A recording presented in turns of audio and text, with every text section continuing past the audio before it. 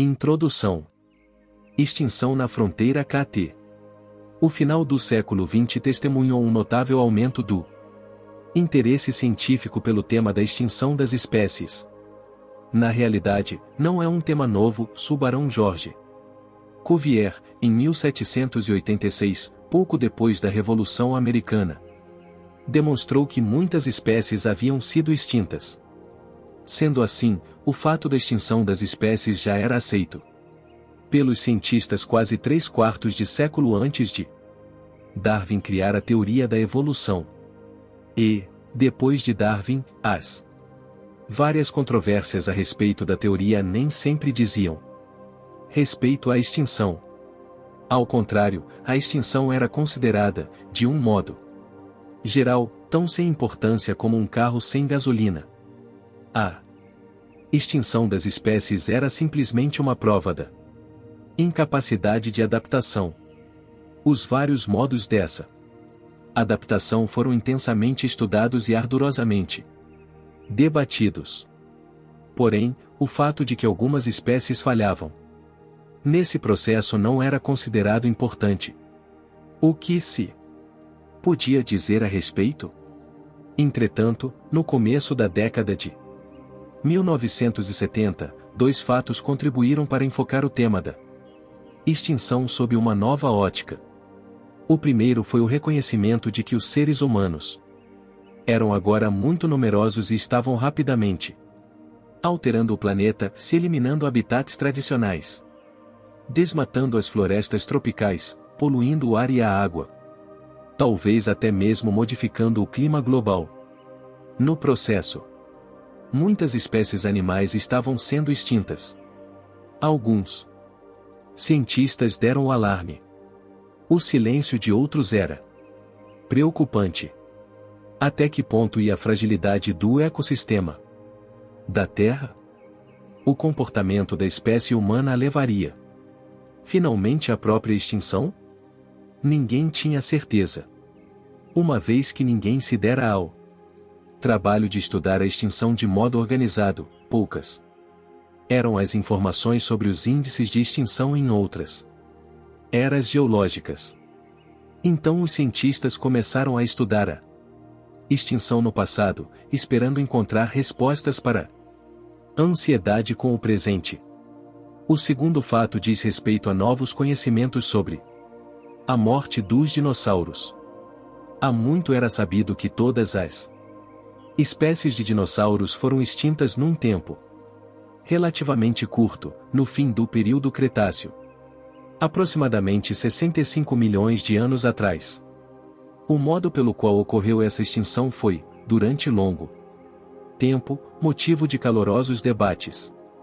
Alguns paleontólogos acreditavam que fora catastroficamente rápido, outros achavam que a morte dos dinossauros fora mais gradual, processando-se num período de 10.000 a 10 milhões de anos, sem dúvida, nem um pouco rápido.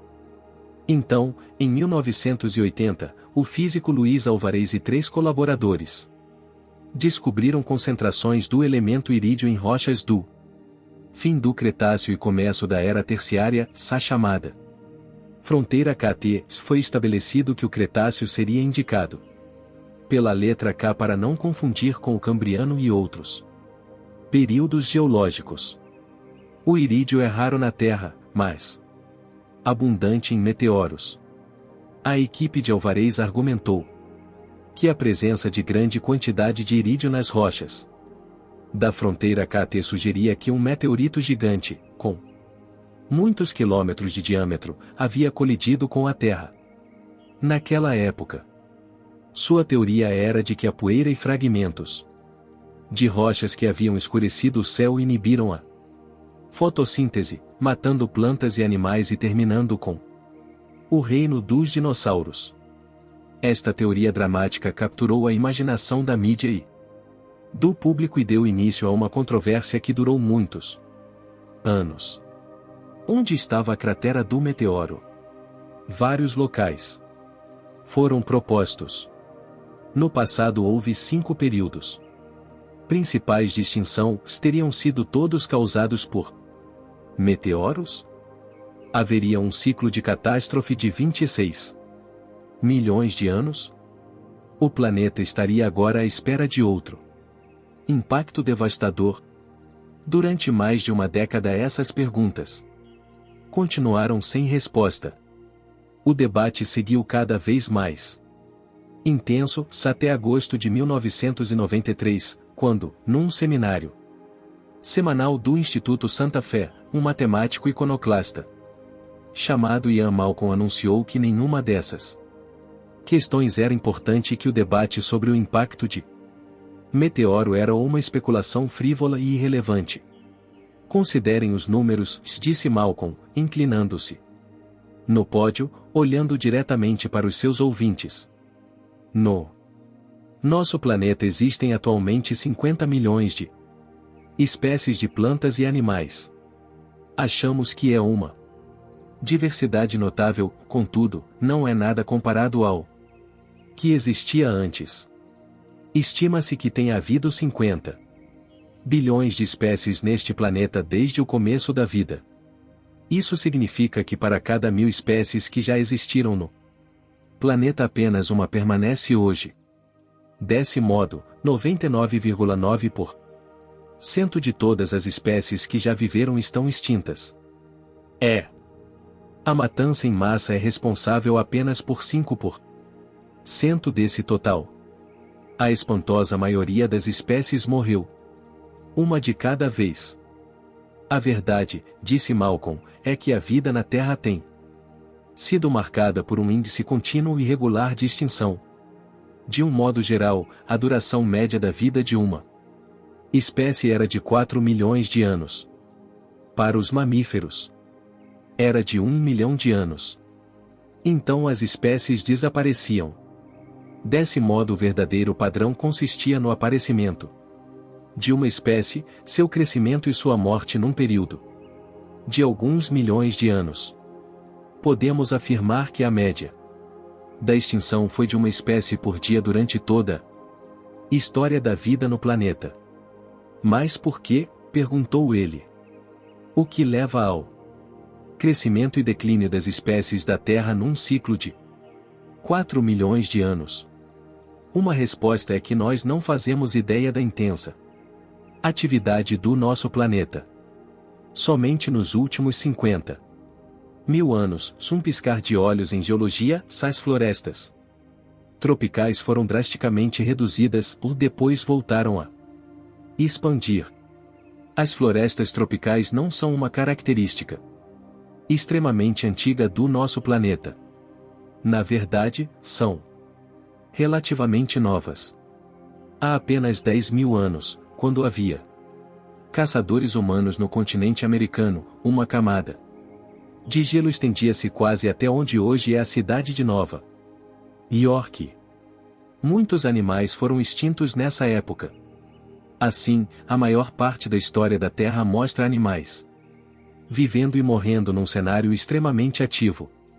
Isso talvez explique 90% das extinções. Se os oceanos secarem ou ficarem mais salgados, então é claro que o plâncton morrerá. Porém, animais complexos como os dinossauros insularam-se, literal e figuradamente, contra essas mudanças. Por que os animais complexos desaparecem? Por que não se ajustam fisicamente? Parecem capazes de sobreviver. Não há nenhuma razão aparente para sua extinção. Contudo, eles desaparecem. O que eu quero propor é que os animais complexos são extintos não devido a uma mudança na sua capacidade física de adaptação ao meio ambiente, mas por causa do seu comportamento.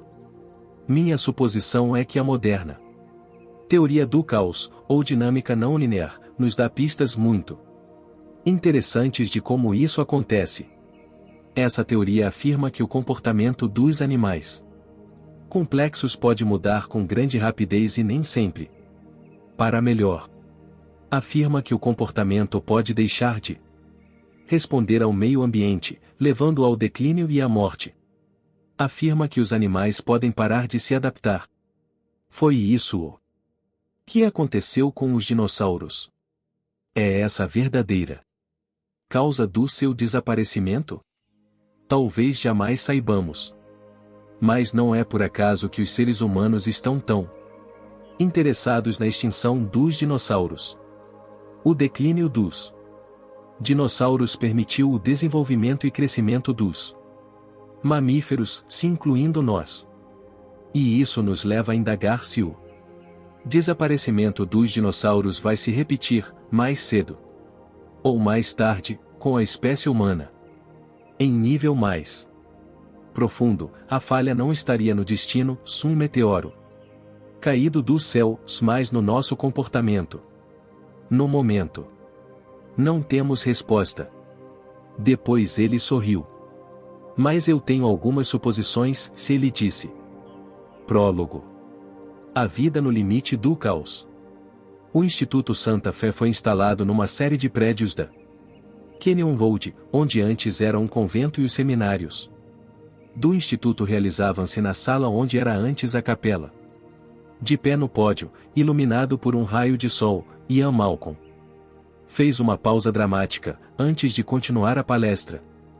Malcolm tinha 40 anos e era uma figura familiar no Instituto. Foi um dos pioneiros da teoria do caos, mas teve sua carreira promissora prejudicada por um grave acidente durante uma viagem à Costa Rica. Na ocasião, Malcolm foi dado como morto em vários noticiários. Mais tarde, ele diria: eu senti muito por ter interrompido as comemorações em vários departamentos de matemática em todo o país, mas acontece que eu estava apenas levemente morto. Os cirurgiões fizeram maravilhas, como certamente serão os primeiros a afirmar. Assim, estou de volta, na minha iteração seguinte, podemos dizer. Vestido completamente de preto, apoiando-se numa bengala, Malcolm era a imagem da severidade. No Instituto, era conhecido por sua análise inconvencional e sua tendência para o pessimismo. Sua palestra em agosto, intitulada "E a vida no limite do caos", era típica do seu pensamento. Nela, Malcolm apresentou sua análise da teoria do caos aplicada à evolução. Não podia ter exigido um grupo de ouvintes mais bem informado.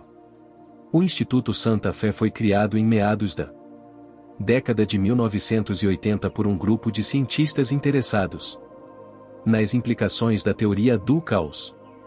Pertenciam a vários campos da ciência, física, economia, biologia, informática.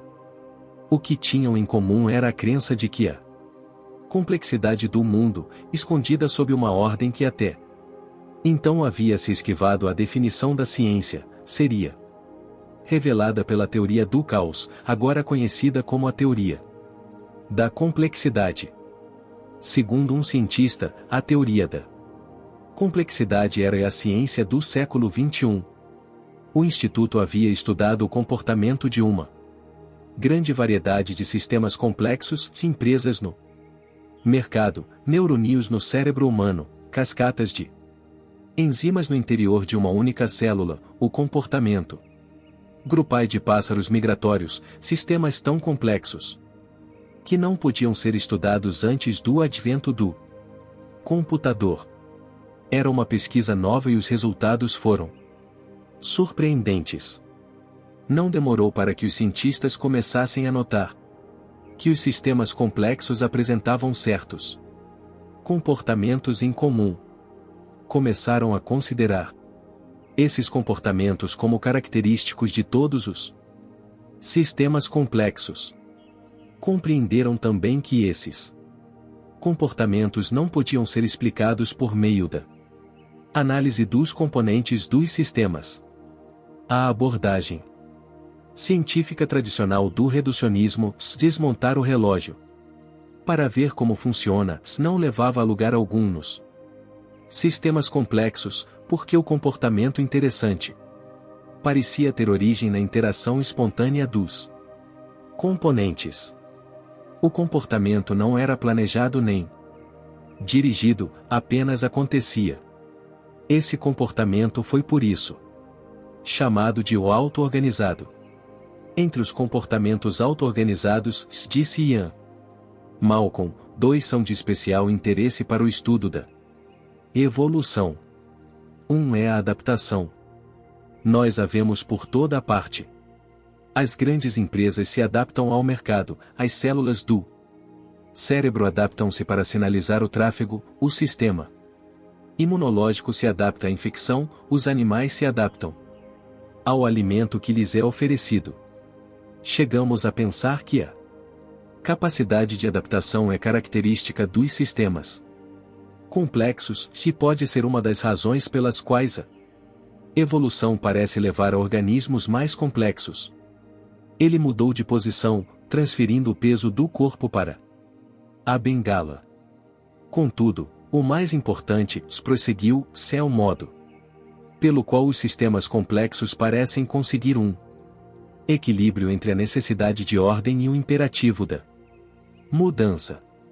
Os sistemas complexos tendem a se posicionar num local a que chamamos de o limite do caos. Imaginamos o limite do caos como um lugar onde há inovação suficiente para manter vibrante um sistema vivo, e bastante mobilidade para evitar que passe para a anarquia. É uma zona de conflito e de alterações importantes, onde o velho e o novo estão em luta constante. Encontrar o ponto de equilíbrio deve ser um processo bastante delicado, se um sistema vivo deriva para muito perto, arrisca-se a cair na incoerência e na dissolução, mas, se o sistema se afasta demais do limite, torna-se rígido, congelado, totalitário. As duas condições levam à extinção. Tanto o excesso quanto a escassez de mudança são destrutivos. Só no limite do caos os sistemas complexos podem se desenvolver. Fez uma pausa. E, por implicação, a extinção é o resultado inevitável de uma ou outra dessas estratégias, muitas ou poucas mudanças. Os ouvintes balançavam a cabeça, concordando. Era um pensamento familiar para a maioria dos pesquisadores presentes. Na verdade, o conceito de limite do caos era praticamente um dogma no Instituto Santa Fé. Infelizmente, continuou Malcolm, a lacuna entre esta síntese teórica e o fato da extinção é bastante extensa. Não temos meio de verificar se nosso pensamento está correto. Os registros fósseis podem nos dizer que um animal foi extinto numa determinada época, mas não porque as simulações no computador têm valor limitado. Também não podemos realizar pesquisas em organismos vivos. Sendo assim, somos obrigados a admitir que a extinção não verificável por meio de testes e não se prestando a experiências talvez não seja de modo algum uma matéria científica. Isso pode explicar por que o assunto tem sido alvo da mais intensa controvérsia religiosa e política. Quero lembrar que não há nenhum debate religioso sobre o número de Avogadro, ou a constante de Planck, ou sobre as funções do pâncreas. Mas, quando se trata de extinção, a controvérsia continua há 200 anos. E me pergunto: como será resolvida se sim? O que é? No fundo da sala alguém ergueu a mão, acenando com impaciência. Malcolm franziu a testa, visivelmente aborrecido. Era tradição do instituto que as perguntas só fossem feitas no fim da apresentação. Era deselegante interromper a palestra. Tem alguma pergunta? Perguntou Malcolm. Um homem de 30 e poucos anos levantou-se no fundo da sala. Na verdade, uma observação, disse ele. Era um homem moreno e magro, com camisa e short caqui, movimentos e modos precisos. Malcolm o reconheceu. Era um paleontólogo de Berkeley, chamado Levine, que estava passando o verão no instituto. Malcolm jamais havia falado com ele, mas conhecia sua fama. A opinião geral era que Levine era o melhor paleobiólogo da sua geração, talvez o melhor do mundo. Mas não era muito querido no instituto devido à sua arrogância e pompo. Cidade. Eu concordo, disse Levine, que o registro fóssil não nos ajuda quando se trata da extinção. Especialmente se a sua tese consiste em afirmar que o comportamento é a causa da extinção, porque os ossos não nos dizem muita coisa sobre comportamento. Mas discordo quando diz que sua tese não pode ser testada. Na realidade, ela implica um resultado. Embora, talvez, o senhor não tenha ainda pensado nisso.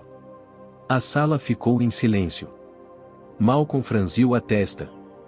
O matemático eminente não estava acostumado a ouvir dizer que não havia examinado a fundo as próprias ideias. Aonde quer chegar? Perguntou. Levine parecia indiferente à tensão na sala. Apenas a isto. Durante o Cretáceo, a espécie dinossauria estava amplamente distribuída por todo o planeta. Temos encontrado seus restos em todos os continentes e em todas as zonas climáticas, Satena. Antártica. Muito bem, se sua extinção foi realmente resultado do seu comportamento e não consequência de uma catástrofe, uma doença ou uma mudança na vida das plantas, ou ainda qualquer das explicações de ampla escala que têm sido propostas, então parece pouco provável que todos tenham mudado o comportamento ao mesmo tempo, em todos os lugares. Isso significa que possivelmente existem ainda alguns desses animais vivos na Terra. Por que não pode procurá-los? Você pode, disse Malcolm, friamente, se isso o diverte. E se não tiver nada mais importante no que empregar seu tempo? Não, disse Levine com urgência. Falo sério. Se os dinossauros não foram extintos, se existirem ainda, em algum ponto isolado do planeta, está falando de um mundo perdido, observou Malcolm. E várias cabeças na sala balançaram concordando. Os cientistas do Instituto haviam criado uma terminologia para designar cenários evolucionários comuns. Falavam em campo de balas, ruína do jogador, o jogo da vida, o mundo perdido, a rainha de copas e o ruído negro. Eram meios bem definidos de pensar na evolução. Mas eram todos. Não, se insistiu Levine. Estou falando literalmente. Então está redondamente enganado. Malcolm abanou a mão, descartando o assunto. Deu as costas para o auditório e foi para o quadro negro. Muito bem, se considerarmos as implicações do limite do caos, podemos começar por perguntar qual é a menor unidade de vida. A maioria das definições contemporâneas da vida inclui a presença do DNA, mas existem dois exemplos que nos sugerem que essa definição seja por demais limitada. Se considerarmos os vírus e os chamados prions, concluiremos que, na realidade, a vida pode existir sem o DNA. No fundo da sala, Levine ficou imóvel por um momento. Depois, com relutância, voltou a sentar e começou a tomar notas. A hipótese do mundo perdido. Terminada a palestra, Malcolm atravessou claudicando o pátio aberto do instituto, logo depois do meio-dia. Ao lado dele caminhava Sarah Harding, uma jovem bióloga visitante, vinda da África. Malcolm a conhecia há vários anos, desde que fora convidado para ser o orientador externo da tese de doutorado de Sarah, na Universidade de Berkeley, Califórnia. sob o sol do verão, formavam um par desigual. Malcolm, vestido de preto, ascético, ombros curvados para a frente, apoiado na bengala. Hardin, compacta e musculosa, muito jovem e cheia de energia, com short e camiseta, o cabelo preto curto preso pelos óculos escuros no alto da cabeça. Seu estudo de campo eram os predadores da África, leões e hienas. Ia voltar para Nairobi no dia seguinte. A amizade dos dois havia se solidificado desde o acidente sofrido por Malcolm. Hardin estava de férias em Austin e ajudou a cuidar dele durante a convalescença, depois das várias operações a que fora submetido. Durante algum tempo parecia que estava nascendo um romance e que Malcolm, um solteirão empedernido, ia finalmente construir uma família. Mas então Hardin voltou para a África e Malcolm foi para Santa Fé. Fosse qual fosse o tipo de relacionamento que tiveram antes, agora eram apenas bons amigos. Falavam sobre as questões que haviam surgido no final da palestra. Na opinião de Malcolm, todas as objeções foram previsíveis. Que a extinção em massa é importante, que os seres humanos devem sua existência à extinção do Cretáceo, que havia eliminado os dinossauros, permitindo o domínio dos mamíferos. Como um dos presentes dissera afetadamente, o Cretáceo permitiu o surgimento de nossa consciência sensível neste planeta. A resposta de Malcolm fora imediata, o que o faz pensar que os seres humanos são sensíveis e conscientes. Não há evidência disso. Os seres humanos jamais pensam por si mesmos, acham extremamente desconfortável. A maior parte dos membros da nossa espécie simplesmente repete o que ouve dizer, se fica perturbada quando é exposta uma opinião diferente. O traço humano mais característico não é a consciência, mas o conformismo, e essa característica tem como resultado o conflito religioso. Os outros animais lutam por território e por alimento, mas os seres humanos, diferentes de todo o resto do reino animal, lutam por suas crenças. Isso porque a crença dirige o comportamento, que tem grande importância evolutiva entre os seres humanos. Porém, numa época em que nosso comportamento pode nos levar à extinção, não vejo razão para supor um mínimo de consciência na nossa espécie. Somos conformistas autodestrutivos e obstinados. Qualquer outra visão da nossa espécie não passa de autocongratulação, ilusão. A pergunta seguinte. Atravessando o pátio, ao lado dele, Sarah Hardin disse, rindo: eles não gostaram muito disso. Admito que é desanimador. Mas não se pode fazer nada. Balançou a cabeça. Esses são alguns dos melhores cientistas do país e mesmo assim, e sem nenhuma ideia interessante. A propósito, qual é a história daquele homem que me interrompeu? Richard Levine? Ela riu. Irritante, não é? Tem fama no mundo inteiro de ser um chato de galocha. Malcolm resmungou. Eu que o diga. O problema é que ele é rico, disse Hardin. Já ouviu falar nas bonecas Beck? Não. Malcolm olhou rapidamente para ela. Pois todas as meninas da América conhecem. É uma série, Beck, Sally francês, e muitas mais. São bonecas americanas. Levine é o herdeiro da empresa. Portanto, ele é um garoto rico e sabichão. Impetuoso, faz tudo o que quer. Malcolm balançou a cabeça, concordando.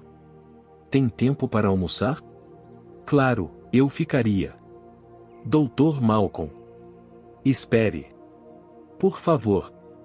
Dr. Malcolm. Malcolm. Olhou para trás. Richard Levine, alto e magro, corria em direção a eles. Oh, droga, disse Malcolm. Doutor Malcolm, disse Levine.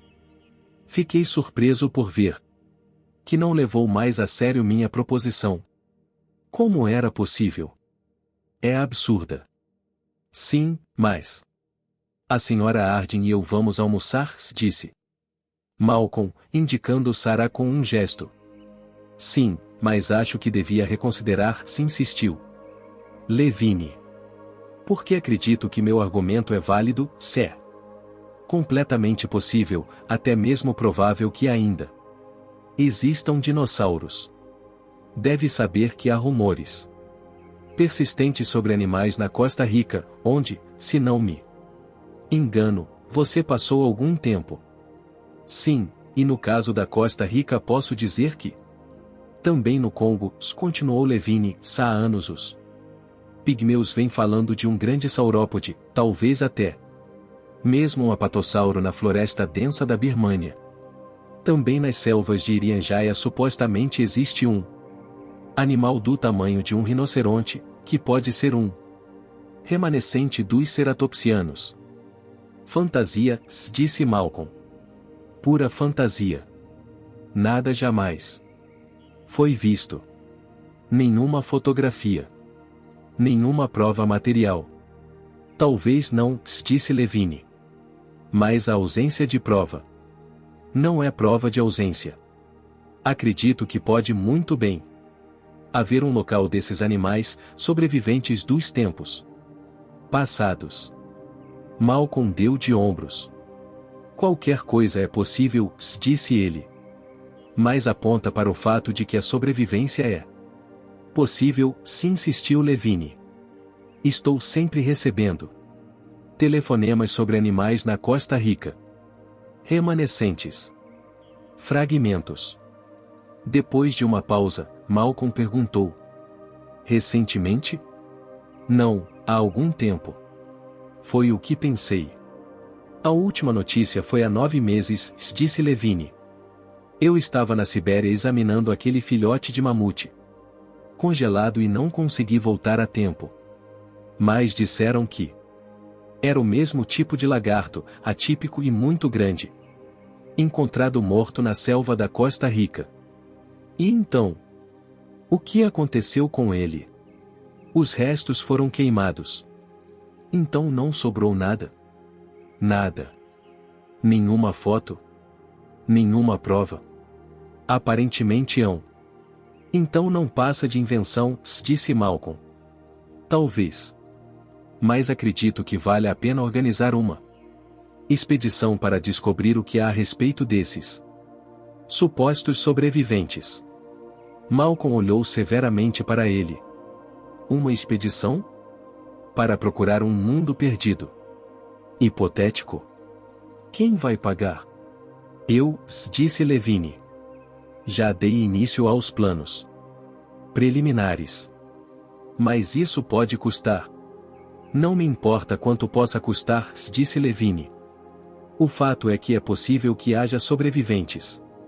Já ocorreram em várias espécies de outros gêneros e pode haver também sobreviventes do período Cretáceo. Fantasia, Malcolm disse outra vez, balançando a cabeça. Levine olhou para Malcolm. Doutor Malcolm, devo dizer que sua atitude me surpreende. Acaba de apresentar uma tese e eu estou oferecendo uma chance de prová-la. Eu tinha certeza de que saltaria imediatamente para não perder essa oportunidade. Meu tempo de saltar já passou, disse Malcolm. Mas, em vez de contra-argumentar, você. Não estou interessado em dinossauros. Mas todo mundo está interessado em dinossauros. Eu não. Girou a bengala e começou a andar. A propósito, disse Levine, o que estava fazendo na Costa Rica? Ouvi dizer que passou quase um ano lá. Eu estava num leito de hospital. Passei meses na unidade de tratamento intensivo. Eu não podia sequer ser levado para um avião. Sim, disse Levine. Sei que sofreu um acidente. Mas, antes disso, o que estava fazendo lá? Não estava procurando dinossauros? Malcolm olhou para ele, entrecerrando os olhos para o sol. E apoiou o peso do corpo na bengala. Não, se ele disse. Não estava. Os três estavam sentados a uma pequena mesa pintada. Num canto do Café Guadalupe, no outro lado do rio. Sarah. Arden tomava corona na garrafa e observava os dois homens. Levine parecia satisfeito por estar com eles, como se o fato de estar ali fosse uma vitória. Malcolm parecia cansado, como um pai que passou tempo demais com um filho hiperativo. Quer saber o que eu ouvi? Disse Levine.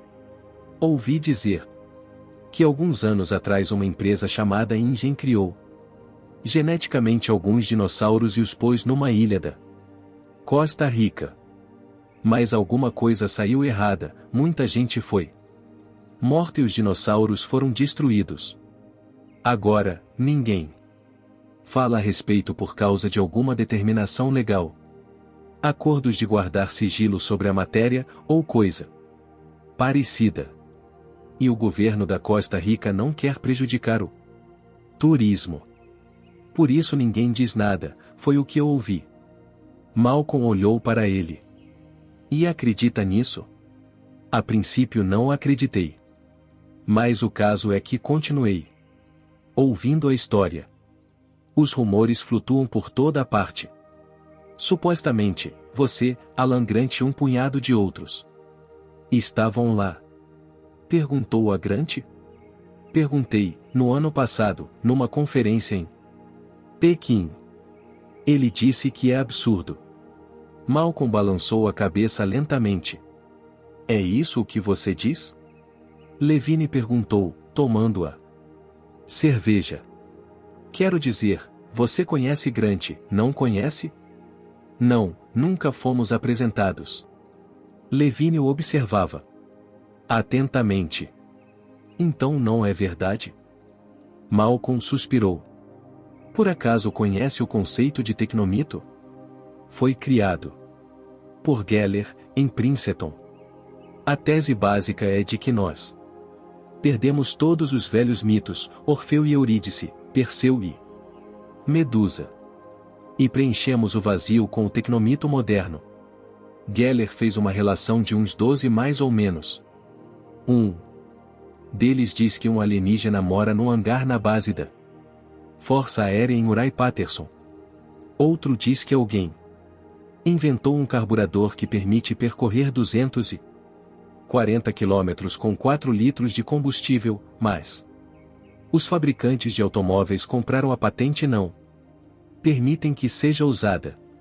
Há também a história de que os russos treinavam crianças em percepção extrasensorial numa base secreta na Sibéria e que essas crianças podem matar pessoas em qualquer lugar do mundo só com a força do pensamento.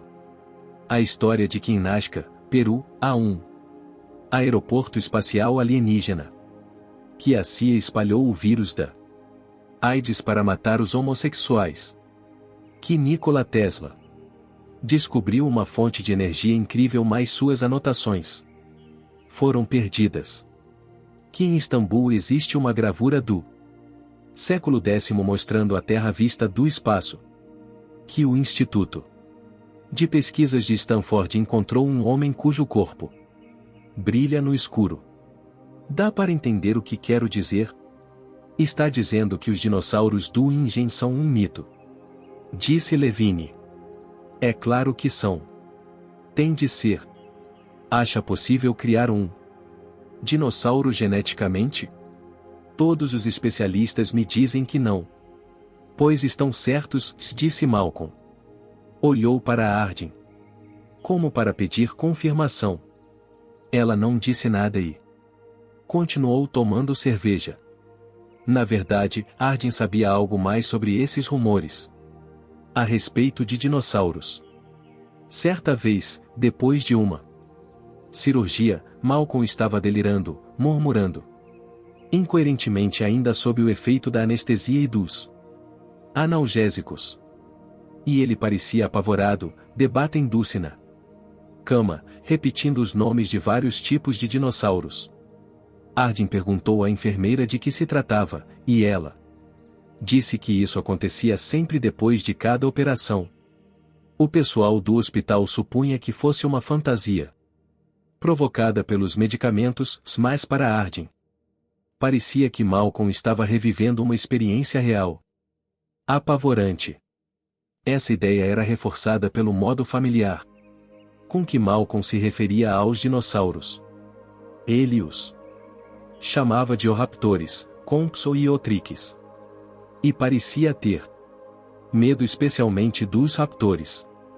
Mais tarde, quando ele já estava em casa, Sarah perguntou o que significavam aqueles delírios. Malcolm deu de ombros e fez uma piada sem graça. Pelo menos eu não disse os nomes de outras mulheres, disse.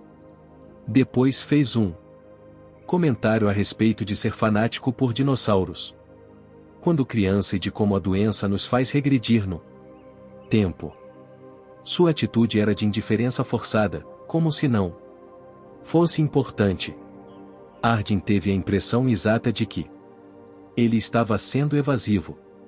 Mas ela não pretendia insistir. Naquele tempo estava apaixonada por ele e o tratava com indulgência. Agora Malcolm olhava para ela interrogativamente, como perguntando se ia contradizê-lo. Arden limitou-se a erguer uma sobrancelha, com os olhos nos dele. Malcolm devia ter suas razões. Ela podia esperar que chegasse a hora da revelação. Levine se inclinou para Malcolm e disse: então a história da Ingen é completamente falsa? Completamente falsa, Malcolm respondeu, balançando a cabeça, muito sério. Completamente falsa.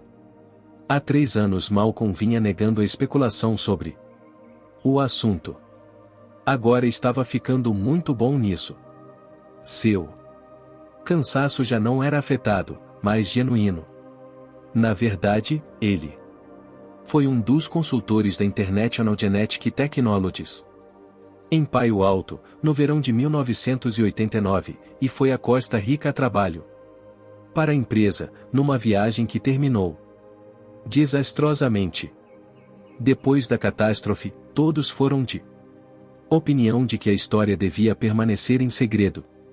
A Ingen queria limitar suas despesas.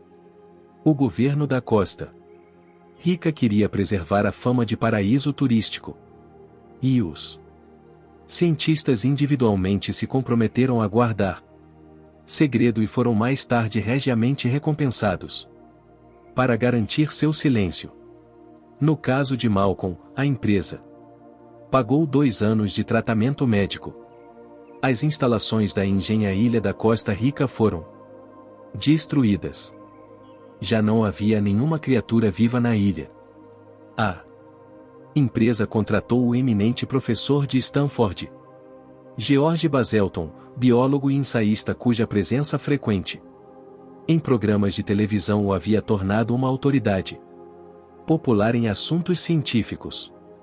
Baselton afirmou que havia visitado a ilha e negou categoricamente os rumores de que animais pré-históricos haviam existido no local. Sua frase zombeteira, ora, francamente, tigres dente de sabre, contribuiu bastante para reforçar a negativa. Com o passar do tempo, o interesse diminuiu. A Ingen muito fora a falência. Os principais investidores da Europa e da Ásia arcaram com as perdas. Embora os bens físicos da empresa, os prédios e o equipamento de laboratório tenham sido leiloados, resolveram que a tecnologia de base por eles desenvolvida jamais seria vendida. Resumindo, o capítulo da Ingen estava fechado. Não havia nada mais para dizer. Então não há nenhuma verdade na história, disse Levine, dando uma mordida no tamale de milho verde. Para ser franco, Dr. Malcolm, agora sinto-me melhor. Por quê? Quis saber Malcolm. Porque significa que os remanescentes que aparecem na Costa Rica devem ser reais. Dinossauros de verdade. Tenho um amigo de Alê na Costa Rica, biólogo de campo, e ele disse que já os viu. Acredito nele. Malcolm deu de ombros. Eu duvido que qualquer animal apareça na Costa Rica. É verdade que nenhum animal aparece na região há um ano. Mas se outros aparecerem, vou até lá. Enquanto isso, vou preparar uma expedição. Tenho pensado muito em como deve ser organizada. Acho que os veículos especiais podem ser fabricados em um ano. Já falei com o Dr. Thorne a respeito. Depois, vou formar uma equipe, talvez incluir a Doutora Harding ou outro naturalista tão conceituado quanto ela e alguns estudantes de graduação. Malcolm ouvia, balançando a cabeça. Acha que estou perdendo tempo? Disse Levine. Sim, eu acho. Mas apenas suponha, que os animais comecem a aparecer outra vez. Nunca acontece. Mas suponha que eles apareçam, insistiu Levine. Estaria interessado em me ajudar a planejar uma expedição? Malcolm terminou seu jantar e empurrou o prato para o lado. Olhou para Levine. Sim, disse, finalmente. Se os animais começarem a aparecer novamente, estarei interessado em ajudá-lo. Ótimo, disse Levine. E só o que eu queria saber. Na rua Guadalupe, sob o sol forte, Malcolm e Sarah caminharam para o velho Ford Seda do cientista. Levine entrou numa Ferrari vermelha, acenou alegremente e partiu. Acha que isso pode acontecer? Perguntou Sarah. Harding. Que esses animais podem começar a aparecer outra vez? Não, respondeu Malcolm. Tenho certeza de que nunca mais aparecerão.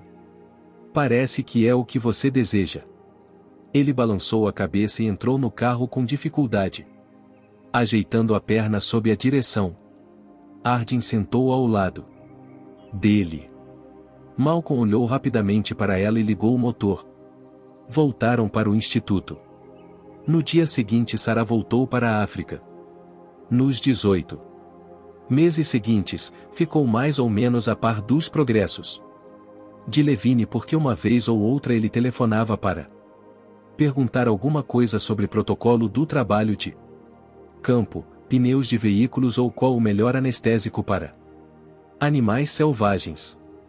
O Dr. Thorne, encarregado dos veículos, também telefonava ocasionalmente. Quase sempre parecia embaraçado. De Malcolm ela não teve nenhuma notícia, a não ser o cartão que ele mandou no seu aniversário e chegou com um mês de atraso. Malcolm escreveu: Feliz aniversário. Fique feliz por não estar perto dele. O homem está me deixando louco.